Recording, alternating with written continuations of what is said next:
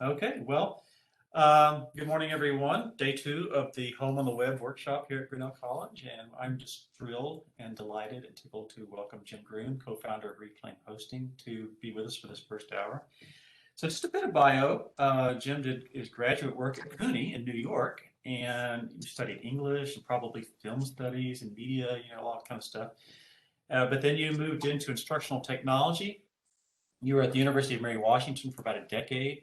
Um, and it was there that you led a team that developed I guess, kind of the infrastructure, both technically and just pedagogically and conceptually, that eventually became Reclaim Hosting, which you co-founded then with Tim Owens in 2013. And happy birthday, 8 years old. Amazing. And what a fantastic community it is formed. 100, literally. I don't know, how many schools do you have now? It's a bunch. Yeah, it's close to 100 actually. So it's part of we were talking yesterday. I showed you on the sites.grinnell.edu homepage up in the upper right corner, you've got a link to the Reclaim Hosting community forums. And so again, you drop in there. Just a great bunch of people, generous, willing to help, lots of good information. And one final point before I turn it over to Jim. You noticed we recommended some things for you to read and look at before the workshop, and one of those was quick blog post Jim wrote back in 2014 called "What Richard Scarry Has to Teach Us About Domains," and he might kind of disown that now, and he got a lot of grief about it. But you know,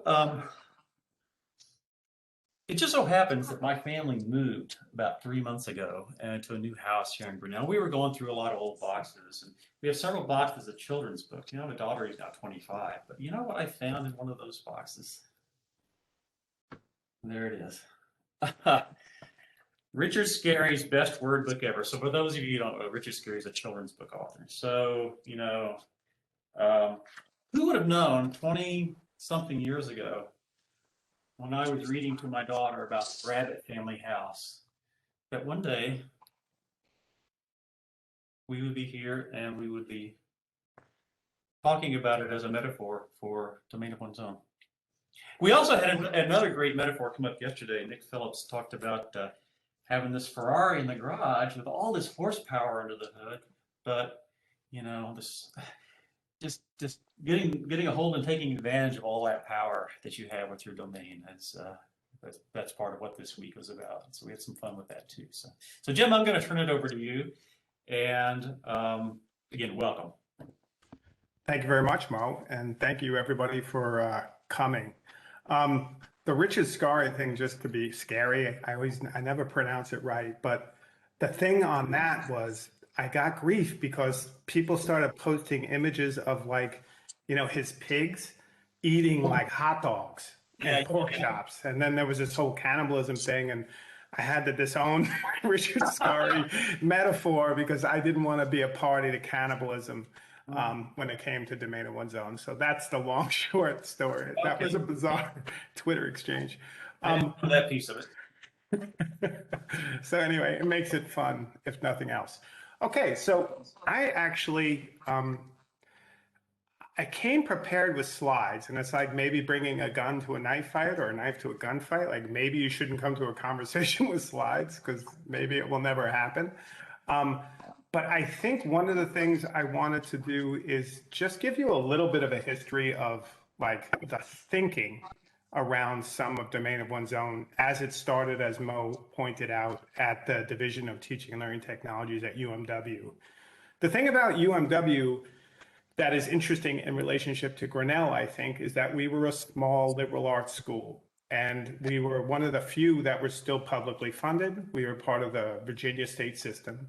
And we kind of had an early mandate from basically back from the late 90s that they created an instructional technology team when that still meant fix the printer, right? Come here, I'm having problems with my printer. And that was what this team would do. But we basically were able to kind of fashion a couple of ideas that I think had some longevity because of the emergence of the web as a real teaching tool in the late 90s and early 2000s. So I'm going to switch shots here because when I was in lockdown here in Italy, I learned a little bit about presenting using this tool called OBS. And if I was an instructional technologist right now, which I was for a decade, I'd probably be showing faculty this, right? Because it's fun to be a little kind of fly on your own slide deck. Like, hi, look at me, right? It's weird. Like, I like the idea of the incredible shrinking instructional technologist. So this is domain of one's own is something I'll talk about at some length, obviously, because that's what Grinnell Sites is based on to some degree. But I did want to just basically talk a little bit about the group I did this work with, because it didn't happen in a vacuum. Didn't come out of my head. It was actually very much a social construction of a way of thinking about instructional technology and teaching online. The group here is probably a 2014 shot of this group of folks at the University of Mary Washington, the instructional technology team. And I point them out because we did this together. In fact, one of the people in this picture, and I'm mirrored, so I don't know where I'm pointing, is Martha Burtis. And you'll be hearing from her in 2 days. And she's wonderful. I was a colleague of her for close to a decade, big fan. But also the gentleman in the yellow shirt, Tim Owens, is my co-founder of Reclaim Hosting. Andy Rush went on to the University of Northern Florida, and Ryan Brazel, who's the kind of photoshopped in person, is now at the University of Richmond. But this was a team that goes back as far as 2006, 2005, when we started playing with basically commodity web hosting. What happened is Gardner Campbell, who was an English faculty at the University of Mary Washington, basically took over the leadership of the instructional technology team. And he was basically like, no more fixing printers. We're going to actually start playing with some open source tools like WordPress, like Drupal, like Joomla. And we're going to give all of our instructional technologists basically a LAMP environment, a toolbox, which is effectively what we're giving folks on Grinnell Sites. A cPanel-based space where you can install tools like WordPress, MediaWiki, PHPBB, forums, etc. And these were open source tools. And he really thought of this as an alternative to the learning management system. The learning management system was where you went to do certain organizations of your stuff. But if you wanted to really interact with the web, publish, and have an independent space, this was a necessary corollary to that. And so we as instructional technologists, as early as 2006, started presenting this to faculty and getting them to kind of, explore this. One of the first kind of larger experiments on this frame was we built effectively our own WordPress.com, right? WordPress is an open source tool. It fuels 40% of the web now. So it's funny because when I first started talking to faculty about WordPress, they were like, I felt like I was selling like drugs on the corner, and they were like, stay away. What do you mean? And now it's like, Google, it's everywhere. Like everyone knows it, everyone uses it. So it's such a weird relationship to see how much that's been part of the oxygen we breathe on the web now. But regardless, this was a tool we were kind of fashioning as, here is a space for faculty and students to build sites online very easily, very effectively. And we stood up this thing called UMW Blogs, which at its heyday had about 12,000 sites. And that's about 3 times as many sites as students we had. So it was like a real kind of community. And it's where a lot of the learning in the 2010s and early 2020s, 2000s and 2010s happened. So there's a rich archive of a few 100,000 posts of digital learning for UMW that I really think is an amazing archive of that transition. So anyway, the other thing that happened is Gardner Campbell, who at this point had left University of Mary Washington, but had written an article for EDUCAUSE Review titled A Personal Cyber Infrastructure. And a lot of this is just basically backstory. But this is the point where we kind of get this notion of a domain of one's own, where we get the idea of what would it mean to give faculty, students, and staff a space where they could really be what he calls sysadmins of their own learning. really take some control over that technology. And that was a compelling idea. So a couple of experiments along the way at Mary Washington, one of which is near and dear to my heart, is called DS-106. It's actually just the letter and number of a class called digital storytelling. But what happened in this class that I think is relatively interesting, and I'm going to reference Martha here again, is every student who was part of this class got their own domain and own web hosting, and they built out their own digital identity over time of 15 weeks. And they did stuff like creating, Photoshop images, videos, they did radio shows, and they had a real kind of complex media empire under their own domain. And it was pretty cool. And we aggregated that all into what we call the mother blog. And so all of their different sites would come in, and it was kind of a distributed core site. And that was like the core vision of, hey, maybe we can do this across the university. Give everybody their own domain and web hosting, and then show them how to use it. Not everybody needs it, but those who want it, it could be a kind of tool. Cool thing is Martha Burtis, who again you'll hear from very soon. I think you'll hear from her. So anyway, this is DS-106, but then Martha Burtis built out this really cool framework, and it gets to the point that I'll talk about in a little bit when I talk about web literacy. Is it gets to this idea that every student is their own node in the network. Every student has posts that frame their learning and narrate their learning. And then on top of that, Martha Burtis built an aggregated website where every student's assignment that they did could be aggregated along a category. But even cooler is our assignments were not assigned by a syllabus. They were assigned by categories that students submitted. So students could submit assignments for this class, whether it's about a photo assignment, a design assignment, an audio assignment. And I would recommend, if you see that link, assignments.ds106.us, take a look just to get a sense of that. It was kind of this notion that you could create an experience with a class like this where students and faculty could actually work together to build out the curriculum. Now, this won't work for all classes. I'm not suggesting that this is how teaching needs to happen, but I do think that it was an interesting kind of mode where we're using the web for students to create assignments and then submit them. And then people be able to look at the other work people did in a very aggregated, centralized way, although it was all happening in their own space. So this idea of aggregation and syndication was super important to how we imagined that teaching and that learning. Now, this is 2006, I said, was the Bluehost experiment. About 2009 is when Gardner Campbell wrote A Personal Cyber Infrastructure. 2011 is when DS-106 became a reality at UMW, and then it became taught at many other schools, Kansas State, the City University of New York, schools all over the country. In fact, people all over the world picked up that model, and they didn't call it DS-106, but it was the kind of idea that they could borrow some of that. And this is at the same time where the MOOCs were exploding. And I don't know if you all had to live through that weird moment, but it was a kind of strange moment when Stanford invented online learning again. And then we had to kind of deal with what that looks like. But at the same time, 2013 comes around, and we are now saying to faculty and students, and we use this cloud city metaphor, but strangely, no students really picked up on it. And I was so like, because, I was like, this is like Lando Calrissian. This is like Empire. And everybody was like, yeah, I guess. But we tried to give the domains to freshmen, and that was a complete failure.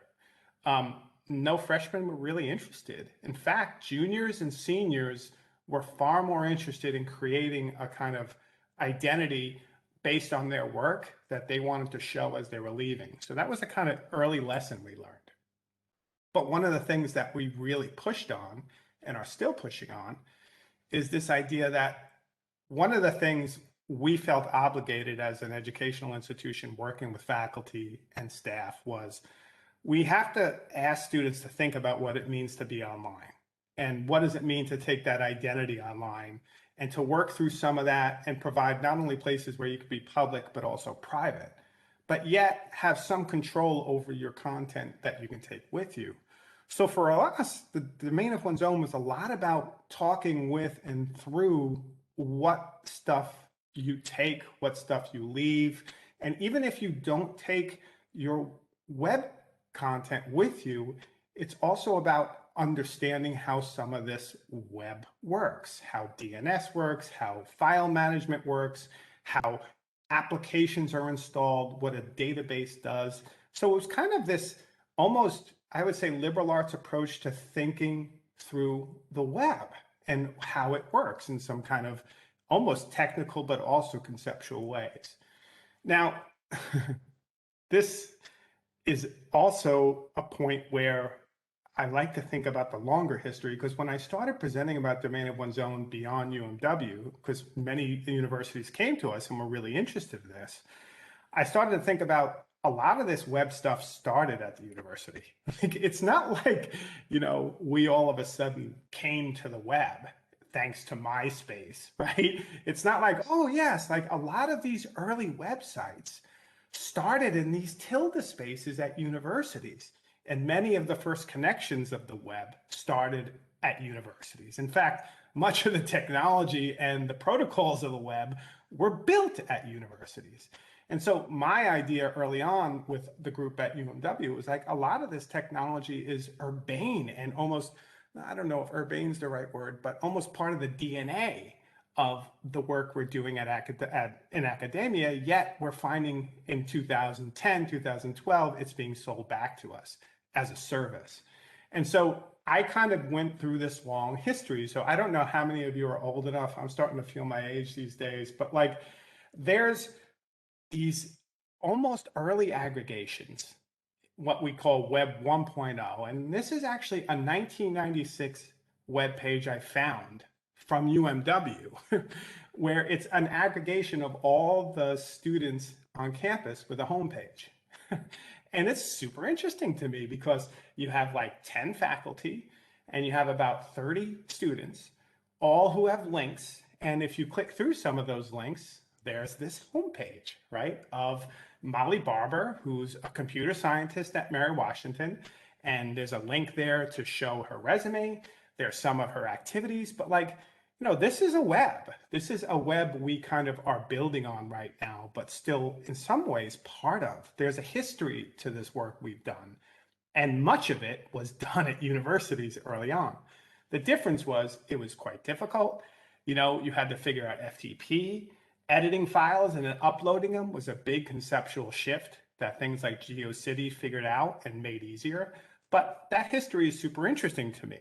So I love this because this gets us into a net artist by the name of Olia Lealina. And I don't know if you've heard of her, but if you're interested in kind of some of these early vernaculars of the web and early history of the web, she does a wonderful job. Almost she's like a net artist slash archaeologist of the early web. And so she talks about this style, which she links directly to the university circa 1993, called the Professor Doctor style. And it's particularly European. Like, look at this website. Isn't this awesome?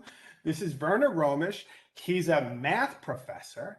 And like, there's a very kind of interesting aesthetic. And she talks at length about the aesthetics of these sites and what they meant and how the long history of open education didn't start with Web 2.0. In fact, there was a lot of linking. There was a lot of kind of building of identity and sharing of resources before it became a kind of, mandate. And I think that's another interesting path I won't follow, but if you're in the open education arena, that's an interesting one to think through. And then she did this crazy project. And this is kind of where I started to think through this vision of the Richard Scarry house, because it is coming back. The house is not done yet. The cannibalism will continue. She actually worked with a team called the archive team. And the archive team is a group of kind of almost rogue archivists that when they heard Yahoo had not only bought GeoCities, but then had unilaterally decided to delete all of GeoCities, they made a real push to preserve a terabyte, which was a lot of data from GeoCities as a kind of almost an archival project. So she and her partner started this thing called 1 terabyte of a kilobyte age. And this is actually a Tumblr that captures websites that were archived by the archive team. And she puts one out every day. And I think there's, close to 1 million of them or more. And she basically, as an archivist and as I think a scholar of the web, has been trying to preserve as much of this early culture of the web because she believes that, and I'll talk about this in a second, like there's an important history to reflect back on when we talk about what it means to have a home page, what it means to control and manage some of your own space online. So that's a very interesting project, well worth your time if that's of interest to you. But back to this. So we have the home pages, and they're literally home pages. These are actually websites from GeoCities. And I just love that they're literally homes that you can enter in. And you'll notice it's like GeoCities/Heartland/Cliffs because GeoCities had neighborhoods where different people decided to build their space and they would hang out. And there was web rings. And so like there was a sense of community before the singular monolithic like Twitter or Facebook. And they were still monolithic in some degree to GeoCities, but there was a sense that the HTML was always portable. Here's another house. You'll notice there's MIDI files. That's another thing she talks at length about. And this is a little indulgent, but I do want you to watch. This is a video of Olia Lealina presenting on this kind of concept I think is super interesting called P2P web, or the my to the me. But I'm going to play just the first couple of seconds of this because she links to some amazing early websites from that era. And not only that, she includes the music. So get ready for this madness. And this is her in a presentation.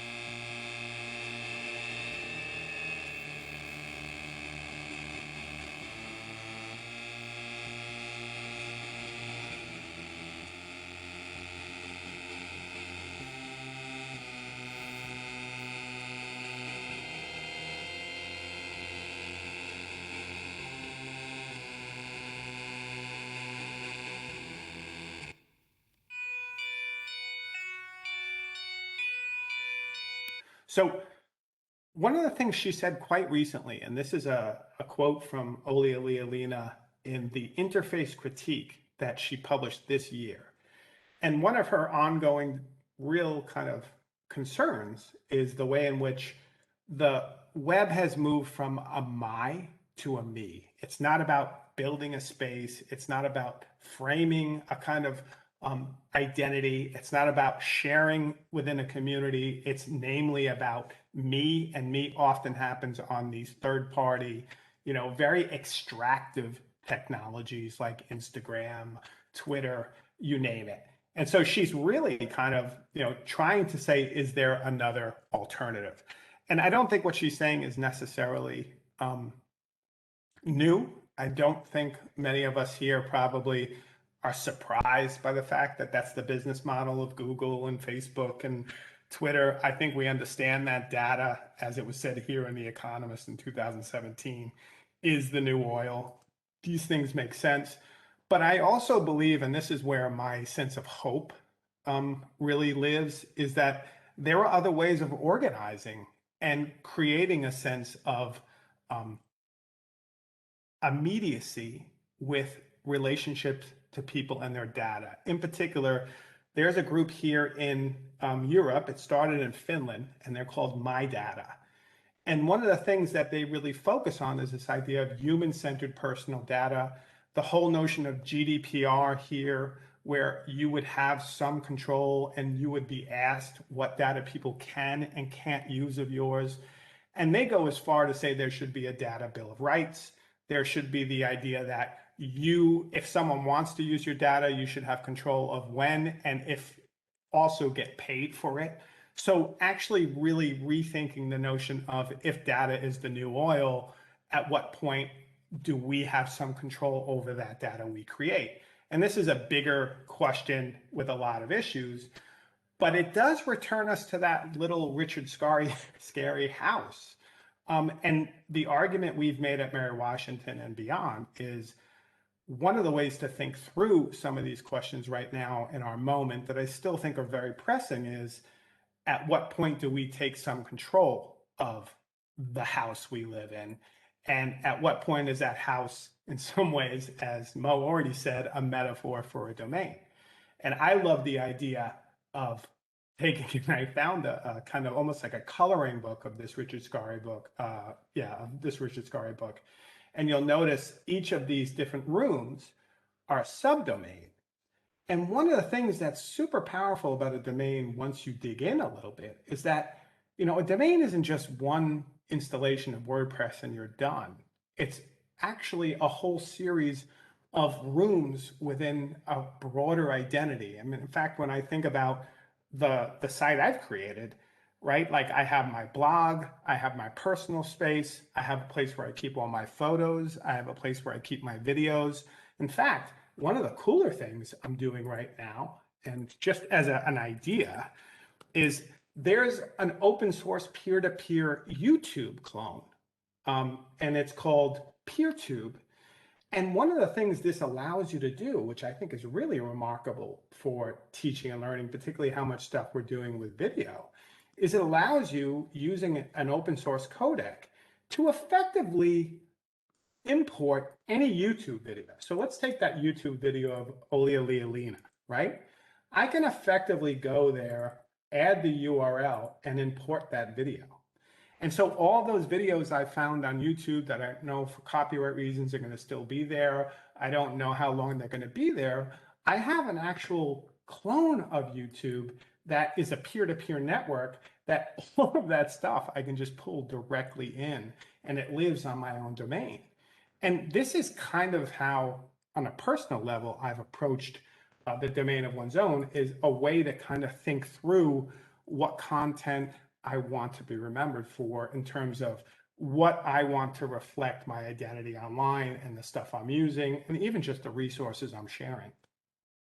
Here's an interesting example of this at Coventry University. So here we're going to jump a little bit from, Olia Lealina, the question of extraction of data, and then move to that question of the house. Because the house metaphor was pretty simple.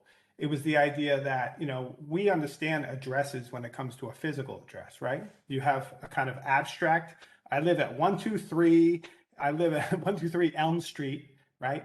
In nowhere land dot, you name it. And that's an abstract pointer to a physical space. And the domain, jimgroom.com, is that same thing. It's an abstract pointer to a physical space. And that physical space in this case is on a web server.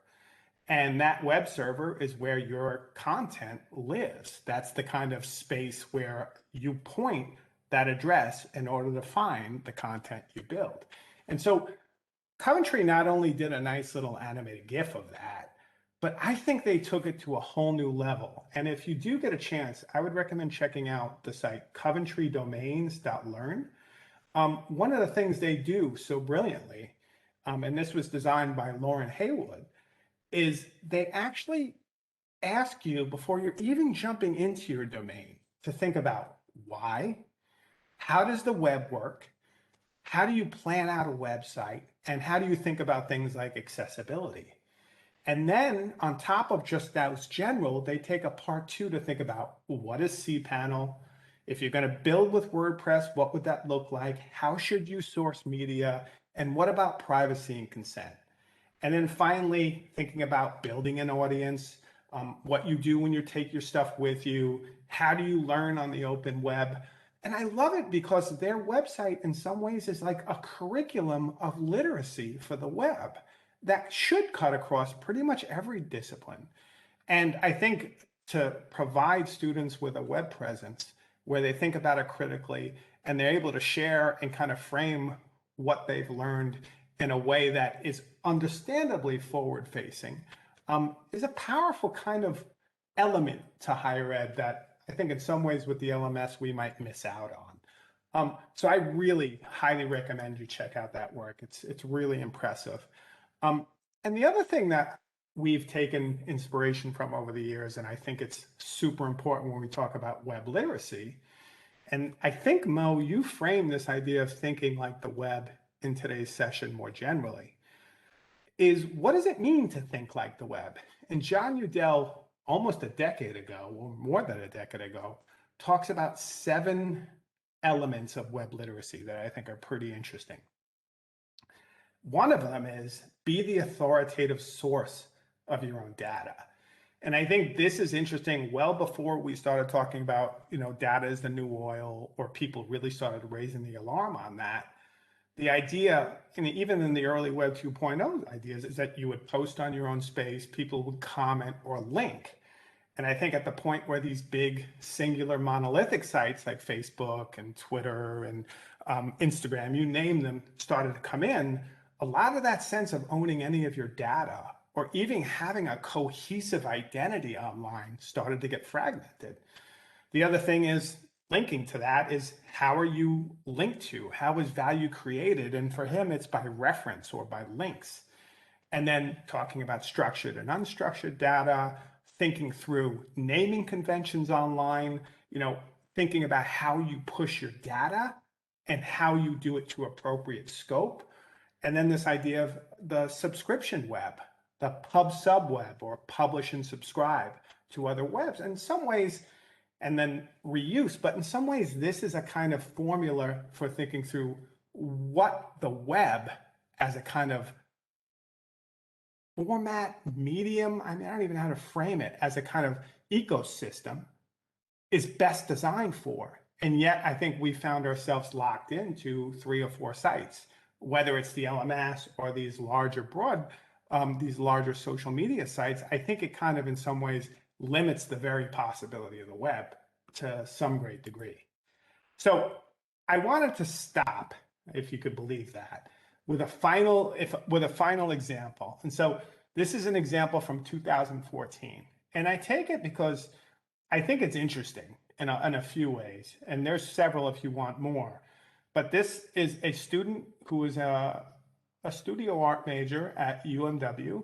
And she was an early member of the Domain of One's Own initiative when we first started, 2013. And she got this domain then.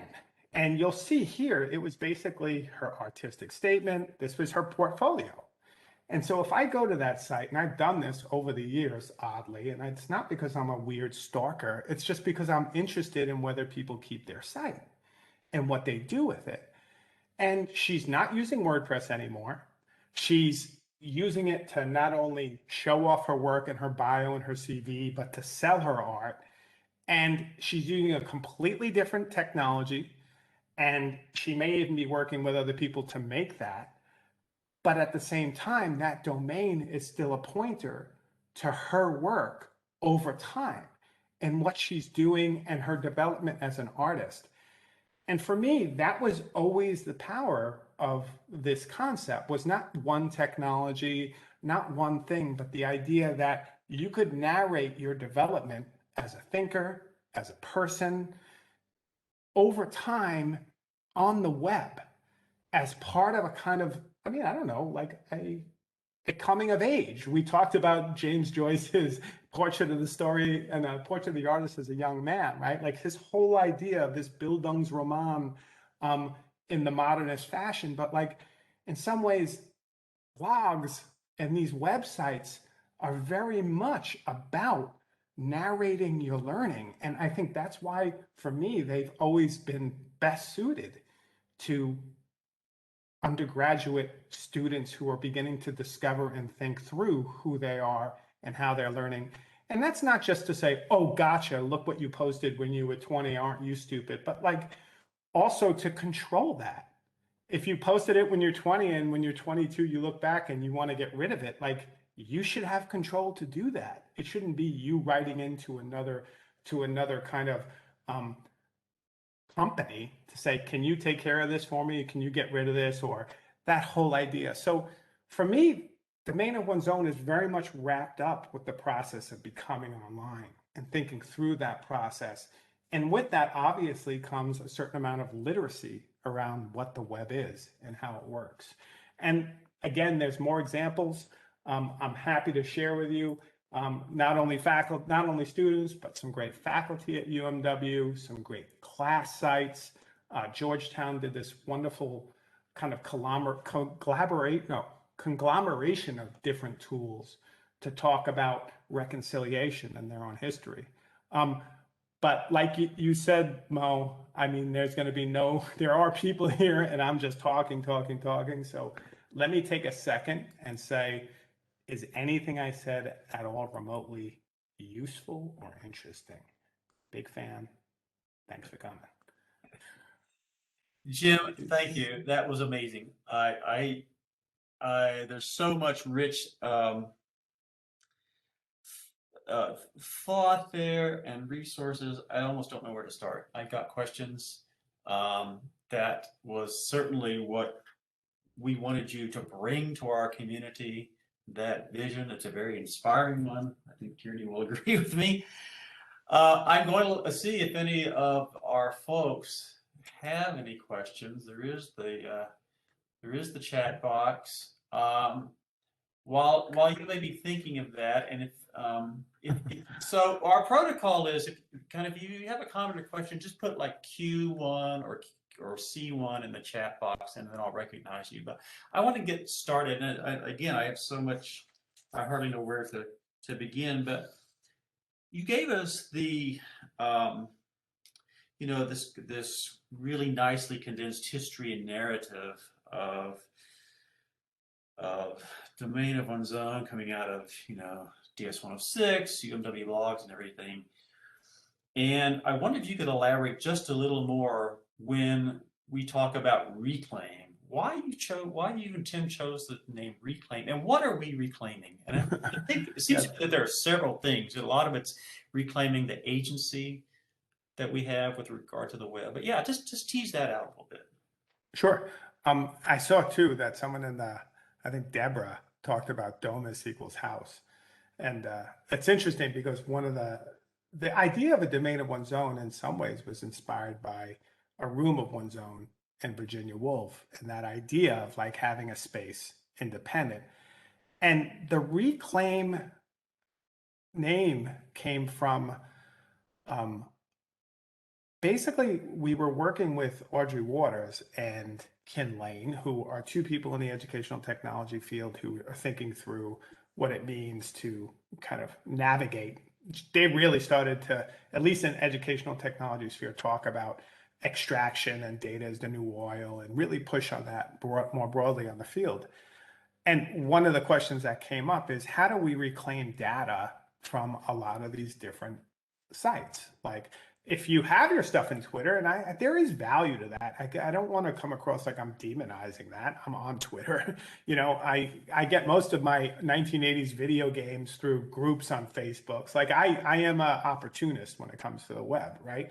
But at the same time, I think part of what we don't have control of is the portability of that data and some say over how it's used. And I think Reclaim became a kind of a call for folks to think about how do you take back some control. And that's why I really like that Nordic approach to the human-centered data model, is that it actually opens it up as a question rather than there's a good and a bad and there's no like gray in between, but like there's no negotiation around how people are using our data and how they're expecting us to get it. And then, the signing our life away at the point we start any service, like there's no regulation around any of that. And so Reclaim was generally that. More specifically, it was folks in the field who were basically just reclaiming their time. And we heard a lot about this during the COVID, right? Like was ideas like, I'm going to stop, right? Doing everything for everyone and being kind of pulled into this kind of attention economy. And I'm going to reclaim a little bit of my space and my kind of work. And I think that speaks to anyone across where you are. And I think, depending upon your experience over the last year and a half, time and energy became at a premium, I'm sure, for many people. So reclaim just became a more general thing. And when we started using it, people were like, reclaim the neighborhood, reclaim became a kind of more generic thing. In fact, it became um, a right wing call to action in Australia, of all things, like reclaim the country. So I think in some ways it became a little bit of a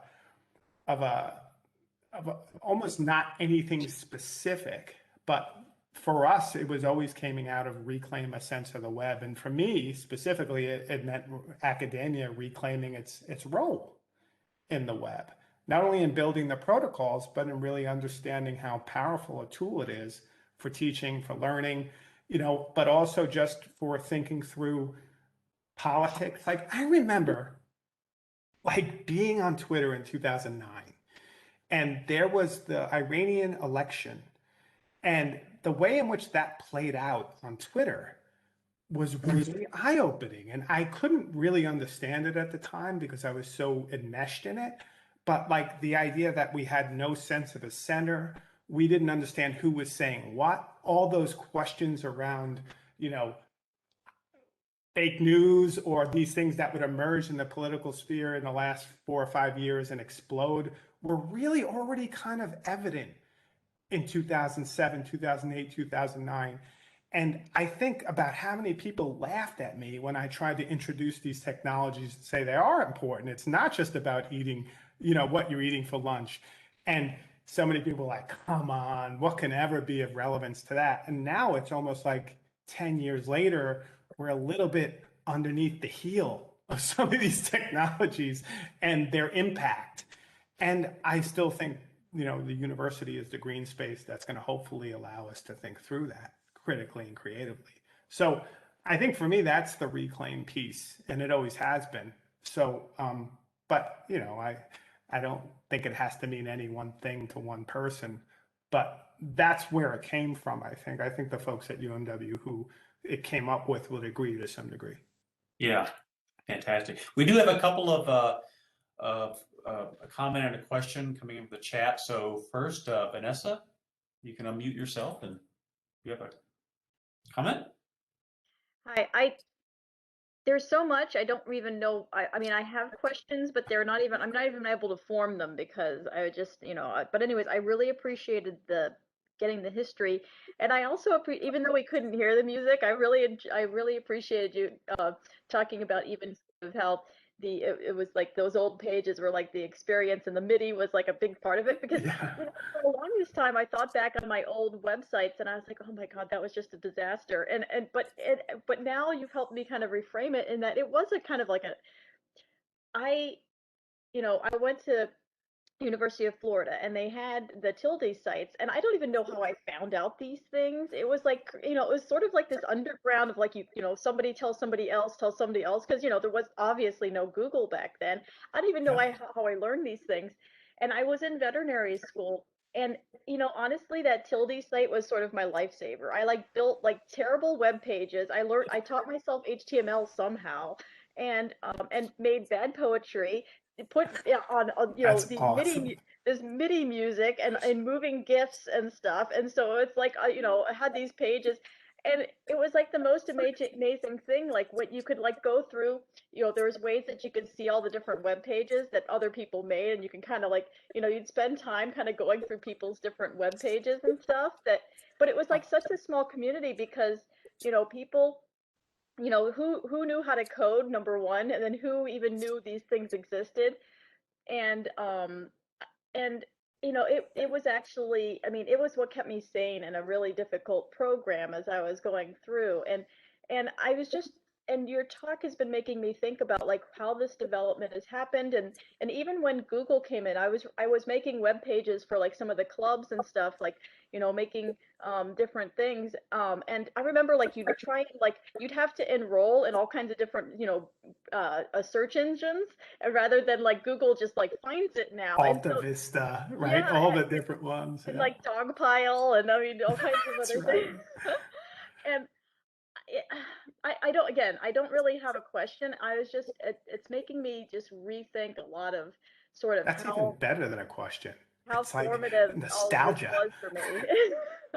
Well, it's Anyways, interesting too. I'm sorry, I don't mean to interrupt no, you. go ahead. I'm done. No, no, I mean, I appreciate the comment because the thing is for me, there's a lot of that too, in that when we were doing this at University of Mary Washington, and I linked to Olia Lena's talk where she gets into some of those poetry websites and just the way in which people use this, like you're saying, as a way to connect apart from their life during difficult times. It's a super interesting study she's doing in that. And that my to me is important, right? My community, my sense of a narrative just becomes selfie, right? Just becomes shot on Instagram by my fragrance or whatever. And I think she's making a pretty thoughtful argument around that value of that moment in the web. And I think she believes that it's still possible, but it takes a shift in thinking. And I, I don't know. I personally came from that. Like I trained academics in the 90s to build those websites. And then I went in to say, domain of one's own was just an easier way to do that because you could have WordPress at your disposal. You could still use HTML. Like it was very much a piece of that work. And I still think its value is underrated by far too many people in terms of, this tool is so gigantically important for the work we do on a regular basis now, yet we have almost disowned the very way in which it works in our daily disciplines in life. And I think that's a strange kind of incongruousness. I don't know how to say that, but anyway, back to you, But there Vanessa. was a certain amount of innocence too. I mean, I put stuff out there. I mean, it was bad poetry, but I was also had a certain amount of anonymity because I had like a, my handle on there was, I didn't put my name on anything. I just kind of had sort of um, the name I had chosen, which was not my own, and I could put stuff out there, and it wasn't like people were tracking me. I didn't feel in danger in any way. I didn't feel like things were going to be used against me. And as time has gone by, and I've kind of looked back on the past, even like telnetting into other people's computers and stuff. It's like wow, oh my gosh, it's like nowadays it'd be sort of like wow, I can't even believe I did that because nowadays it would be like completely dangerous sort of thing. And so it was a whole different world, and I wish I could kind of capture sort of what I'm feeling because I'm worried too. I mean the it's just a very different thing. So even being able to be open anymore, it seems like it's so different. I mean, it's hard to even be able to, how do you share versus how do you keep private, and how do you have that without being able to have that openness and sort of trust and naivete that we all kind of had back then. Anyways, I'm done. Thanks. That's great. No, thank you for the comment. Thanks, Vanessa. Yeah, yesterday we were doing a kind of a gallery tour of some of the sites we host, and we had a whole category of these are faculty who have had these sites since the late 90s, and we just migrated them to the Reclaim platform from the local server they've been on for all this time. And we looked at some of them. It's like, yeah, look at the vibe of this. I mean, this is like late 90s. I mean, but it works so well still. So, Nick, you've got. Don't you want to know Vanessa's real username back then? And then also whether people signed the guest book. Like the guest book was another thing. Like, sign my guest book. Oh yeah, I had someone like find my poetry once and say they were moved, and I mean, and that was like so exciting back then because it's like someone had to really work hard to find your stuff. It's true. Nick, go ahead. Yes, thank you, Jim. This is really interesting. Lots of nostalgia for me. I'm on the younger end, so a lot of this was childhood. And then I was in college when Facebook the Facebook exploded. So I kind of have one foot in one side. Let me intrude, Nick. I'm just going to introduce you. You're a professor of Spanish, and so you spend a lot of time back and forth between the U.S. and Spain, and your one of your big projects is mapping Spanish detective fiction. So I just want to give Jim that. Awesome. That's awesome. Yeah, do some digital mapping. So my question is, and you've already gone through a lot of this actually since I popped the Q2 in there. I really like the expression you said, extractive technologies, which I've been thinking a lot about. And as an educator, I'm torn when I think about how to kind of bring in these tools into the classroom, because there's something so easy about, saying, let's make a TikTok or let's put this on Twitter, because the students know this. That's the world they live in, right? And all the nostalgia that we've just shared to them sounds like just, the most abstract, crazy thing they've ever heard in their lives, right? And that's what I struggle with is this generation. I'm getting to that point. I'm getting to an age where I start to, get the kids off my lawn, that they don't know what's under the hood as much anymore, right? And so what I worry about when I look at a project as large as sort of like creating a domain or creating a website is what's the learning curve involved, or how do I get the students kind of into this while still maintaining, the content. I'm in a Spanish classroom, so I can't dedicate days and days to the how, right? And so that's the dilemma I have, when a student comes to me and says, you know what, I'm just going to make a TikTok. Is that okay? And when the pandemic hit, I said, yeah, sure, just make a TikTok. But I don't want to keep doing that because of what you said. I mean, it's not theirs anymore, right? It's TikTok's. Yeah. So I don't know. That's kind of what I've been wrestling with, is sort of like, where's this middle ground? The mapping thing is another example, and this is going to get into the weeds, but we use, Esri products, which is, a paid service. And where does that data go? And is it ours? Or what happens if that, if Esri ever changed something, and where's my data? Where's my maps? And there's a whole other world, QGIS and all this stuff, but it's just this huge mountain, right, of me figuring out how to do that. And that's another debate, but I don't know. I really struggle with that, and with kind of practicing digital humanities, and hanging on to what I'm creating and not kind of giving it over.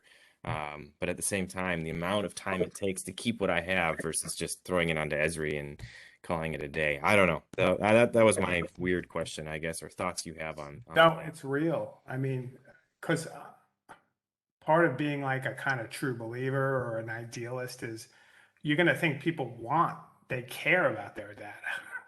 And then because I do, but just because I do doesn't mean they will. And then there's also that generational shift maybe where like my kids, I mean, to some degree, like they're fine with the web being ephemeral and taking stuff off or just getting rid of everything I want to save and keep.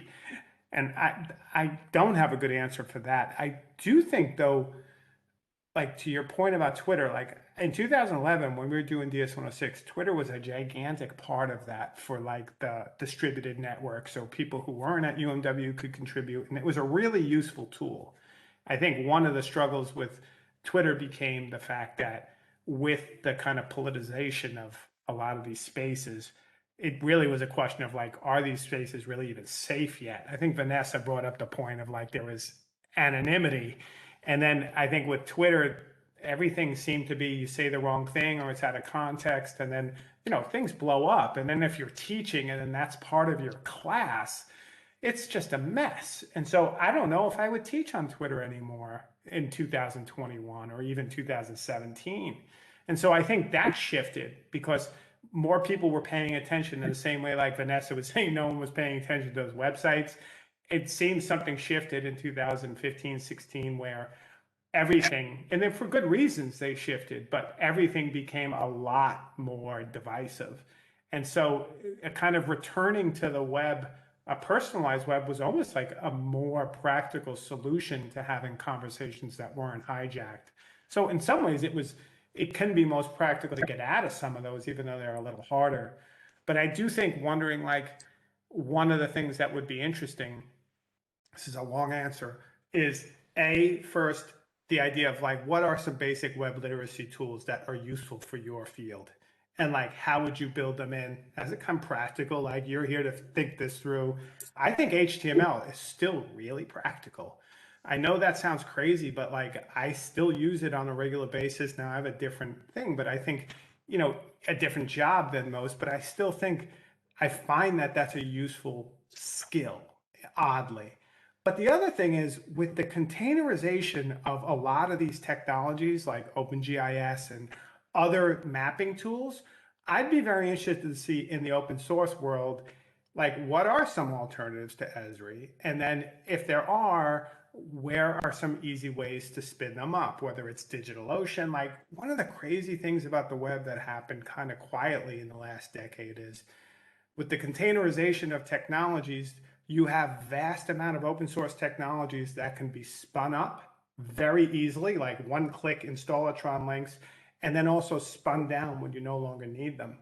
And so that would be kind of a different thing. And we have a tool called Reclaim Cloud, but there's also DigitalOcean. I'm not pretending that we're going to compete with the big giants there, but like, I do think there might be open source solutions. Like, for example, I'm using this OBS tool right now. It's an open source video kind of streaming tool that is basically the standard. And I wonder what are some of those standards besides Esri. That might be for mapping, that might be it. But I wonder if there aren't communities out there where what was a super hard tool to spin up previously could actually be spun up in a couple of seconds now with the way in which the new kind of infrastructure of containerization is working.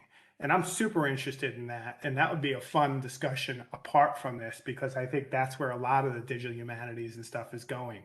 It's not about the LAMP environment as much as I love domain of one's own. It's very much about containers. And so I still think we're a few years out from that, but it's going to happen. Did that help at all, Nick? It was a good question. As you can see, I was tiptoeing through it because it's hard. Thanks, Nick. Yeah, if you can hang with us just a bit more, Jim, we got a question from Absolutely. Professor Ross Henfler in sociology. Ross, go ahead. Yeah, thanks so much for your presentation. These are always really inspiring. Just a little background, like I did decide to incorporate into a class on deviance and subcultures a WordPress website assignment. And I think with the help of Gina and with the help of Mo, like it was relatively successful. The students learned a lot of skills. We put up content that was outward facing. It met a lot of my goals. But my question is, and it's not an easy one, I'm afraid, is that in a time of a semester, it always is a little incomplete. And I always have this idea in my head, well, at some point in the summer, I'll go back and kind of clean things up and blah, blah, blah. And then, I'm burnt out by the intense demands of the college, and it never happens and it never gets maintained, and it's just kind of there, which is maybe okay. My question is, do you have any practical advice, both personally or institutionally, in how to create the space for this kind of work? Because it's intense work. Yes. And do you have maybe an example or two from your work that, we could look to? Here's how somebody made this sustainable, practical, and meaningful. I do, Ross. And I'm going to show it to you right now because I don't know if I mentioned this. I'm a professional. And I laugh at my own jokes. So there's that too. Oh, and I love that in your header you've got the records like Bikini Kill and L7 and Joy Division, and so I did notice that. Wanted to tell you. Well, thank you. I do want to actually. It's funny because I'm going to show you this now, and let me find my OBS settings. And oh yeah, so let me go back. Can you all see that? So this is a. I'm not showing you this to show you the content, but to show you that this is a tool you have access to in domain of one's own that was designed by someone you'll hear from tomorrow, Alan Levine. So Mo is really, I'm going to be the worst of the presentations. Everything after is going to be good. So if you stood through this, get ready because it's going to get really good. He made this tool called, it's based on WordPress, so it would fit that, but they're basically called splots. And I don't know what they mean, and I don't want to step on his toes because he'll probably talk about it to some degree. But what I really love about these, Ross, is there's a tool inside them, kind of like the assignment bank I showed with DS-106, that allows folks to very seamlessly publish their work as if it's a form online. They can include images, text, they can edit. They don't even have to log in. So in fact, you don't have to teach them WordPress, although you could. You now could actually build, in fact, this Bava Radio, which is kind of just a test of a Splot, is all of these are, if I click on the Iron Maiden one, right? Maiden, I can see it's including audio, text, it's got a tweet embedded. And so it's basically just a link of a kind of, whatever that event would be, but it allows the student or the faculty or the staff, whoever, to do that remotely from just a form. And then by extension, you could create a kind of, say, a zine, say you're doing a mapping project where everybody's taking a particular thing and they're doing it. Like, you can have a collaborative site that people don't even have to log into to create really compelling content for. And this is one way it could be presented, is just this one here, but you can present it in a lot of different ways with different themes. And I think one of the things that Alan Levine and Brian Lamb, who kind of got behind the Splot, and I'll now move off the web page, give me a second. The thing that they were thinking about when they did that was they wanted it to be a low barrier of entry for everybody involved. Because to your point, Nick, and to your point, Ross, is, it is great and it's good to be a true believer, but at the end of the day, there's some practical needs of a semester. And like you said, this is designed to make that easier, but yet still not resort to Facebook or Twitter. Not that they're evil, but that, like, maybe that's not the space you want to do your teaching and you want it to be a little bit more neutral territory. A lot of folks don't want to do anything on Instagram or Twitter because they already have identities there and they don't want to mix their schoolwork. So, and sometimes it's just easier to have a neutral space. And these spots are great. If Alan Levine, which I can't imagine he won't talk about them, doesn't talk about them tomorrow, I would ask them about them because they really are very powerful tools. And I do think, Ross, they get to some point of making that easier. The other point I would make is, like, long-term, some of these sites are a pain because they have themes and plugins and all that stuff that eventually go south. So there's some great tools for just archiving that WordPress site back to HTML. And I do that pretty often, is when I'm done and I know I'm not updating a site, I just save the core files and the database, and I just grab it as an HTML and it lives online with no problems. I don't ever have to worry about it. It's beautiful.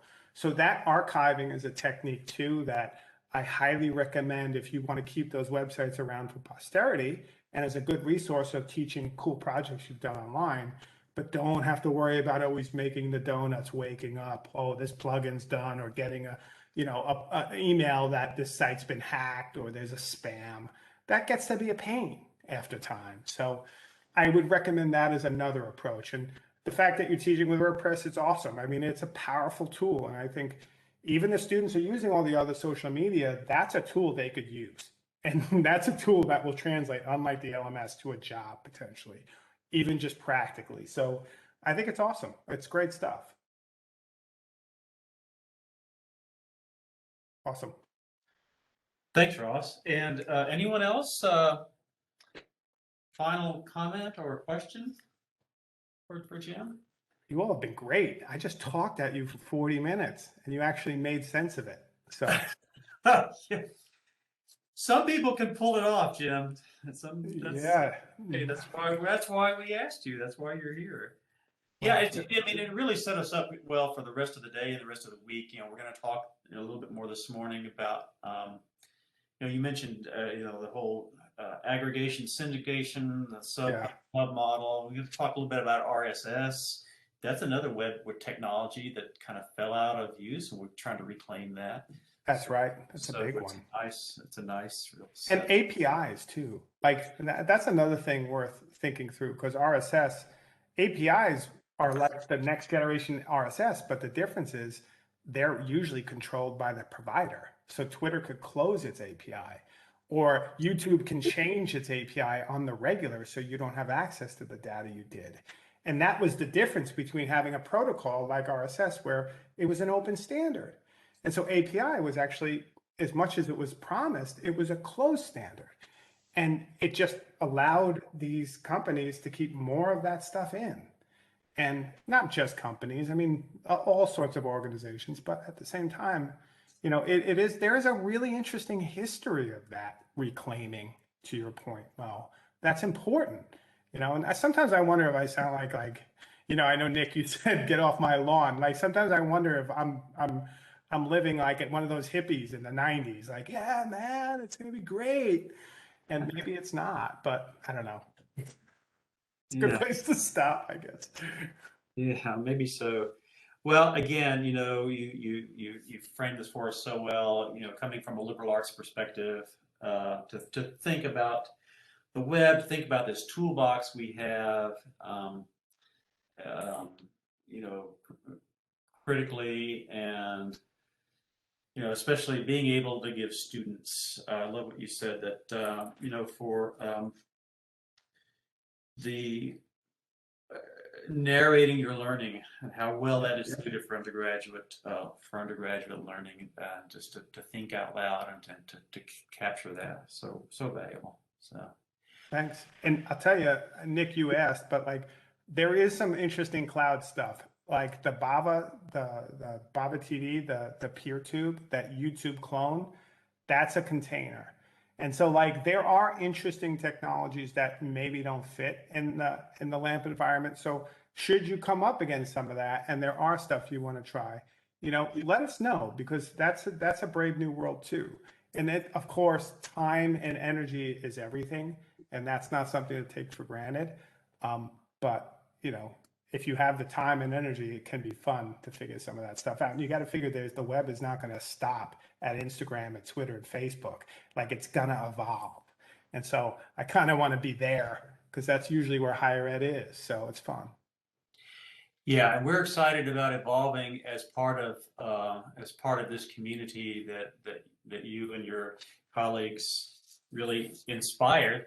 And I would have to say, just on a personal note, it's just been one of the highlights of my professional career as an academic technologist, which is actually a second career for me. But to be part of this community, it's what a privilege, to learn with you, to you know, and to get to be a domains admin at a school like this, and to be a part of this is. Isn't it a trip too, though? Like, and Tierney, welcome, but like, isn't it a trip that like the work we're doing in higher ed always seems like between the MOOCs, but now with like online learning and then all these businesses coming in and it being like this new, like disrupting thing, it remains somewhat interesting because there's an intersection around like the sociology of our institution as higher ed and the kind of predominant logic of the market. And we find ourselves in a very interesting space. And I think in that regard, it's important work too, right? It's not like, I didn't think I would go into ed tech in 2005 to find myself like, you know, every headline for the last year and a half was about, will we move online? And so much of that was focused around education. And it's just interesting how we've remained in some ways on this kind of weird frontier around defining what the web is. And I still think it's a struggle, right? It's not decided as much as they want to write the story about that for the next press release, but it's not. Yeah, exactly. Well, Jim, we should let you go. Thanks for coming to my TED Talk. Wonderful. Hey, it's been a privilege. Yeah, you're right. You know, you set us up also for Alan tomorrow, and then Martha and Robin on Thursday. Yeah, what a great lineup. You did a great job. There's some great people coming, so it should be a lot of fun. Anyway, just thank you again. Want to wish you well. Have fun with the family there in the Italian Alps. It's yeah, but so maybe someday we'll get you out here on the actually here on the prairie in the Midwest. But I know it's going to be hard to compete with where you're at now. But anyway, again, yeah, no one writes to the general anymore or the colonel. What was the name of that book? But like, yeah, no. I think we should It's one go of my visit, favorite. visit him in the Alps. Yeah, exactly. That's the next workshop. Snowboarding and domains. I'll be there, that's for sure. It's awesome. Okay, well, Thank we'll you be all. speaking soon, and thanks again, Jim. Thank you so much. We'll see you. Bye-bye. Bye-bye.